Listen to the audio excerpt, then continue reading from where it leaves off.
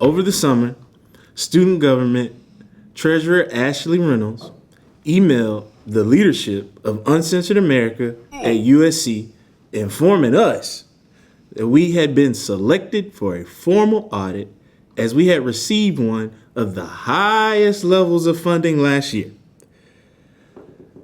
With deep analysis and collective effort, we quickly discovered a wide range of issues with Ashley's request. The most obvious being given 5 days in the middle of July to produce these documents when the documents being requested by student government only operates during university days. For those of you wondering what a university day is, which USC has previously defined as days when the university is open.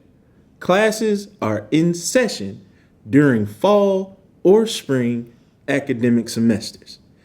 Ashley ended her email by saying, failure to comply with this audit can impact your funding eligibility for the following fiscal year. That wasn't very nice, Ashley.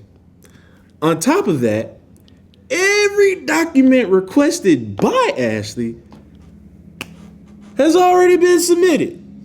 She didn't request a single new document we didn't need.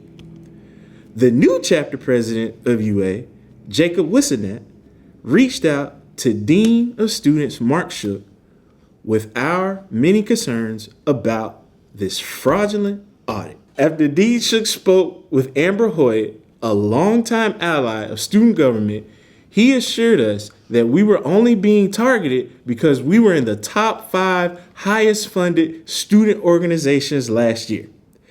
This justification was reiterated by Ashley herself, who clarified that this was all simply because we were the top 5 in terms of funding spent last year by student government. Everything settled, right? No. Wrong. We have obtained data from a unanimous source in student government that shows Uncensored America wasn't in the top 5 in terms of funding. We weren't top 5 of approved funding, and we weren't top 5 of requested funding. And up until late August, we were still waiting on nearly $5,000. Their justification was simply a lie. Funny enough, Ashley Reynolds and the Speaker of the Student Senate, Mara Hamilton, along with Amber Hoyt, have gone to great lengths to keep this information away from Jacob, who, along with being UA chapter president, is a student senator and a member of the 117th Finance Committee. It's interesting that the leaders in student government will hide this information from us, only to then go and pretend it is justification for an unnecessary audit. Does anybody think that's weird? Unlike student government, UA has nothing to hide. Forget that Ashley already had the document she asked for. If she wanted copies from us, all she had to do was ask a little more nicely. She didn't have to resort to threats and scary emails. But then again, student government executives can't really help themselves from that, now can they? They said the sad reality is we aren't the only students to be victims of student government's mistreatment. Their unfair targeting of UA is just the latest in a storied history of corruption at the detriment of the student body they all took an oath to represent. We are done staying silent. We are calling on Ashley Reynolds to resign effective immediately to reestablish trust between the student body, and we are calling on other student organizations to use their platforms and stand up to these tyrants.